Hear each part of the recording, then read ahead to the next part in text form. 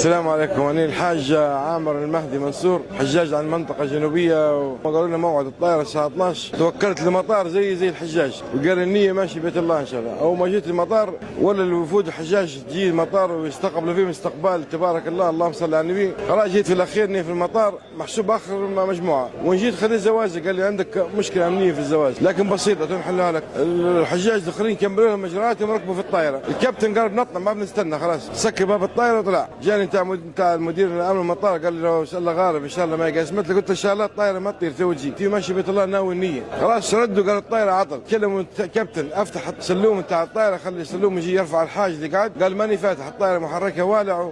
وجاي نفسه مدير الامن قال لي ما تكدر بالك ربك ما يقاسمت لي. قلت له والله منادي ماني مروح من المطار. طارت مرتين وردت من جديد. الكابتن قال لهم والله ماني راكب كما جبتوا لي عامر. تو احنا في بيت الله الحمد لله. بركات يا شيخ عامر، بركاتك يا خال، ادعينا معاه. ماشي يا ادعينا دعواتك يا شيخ.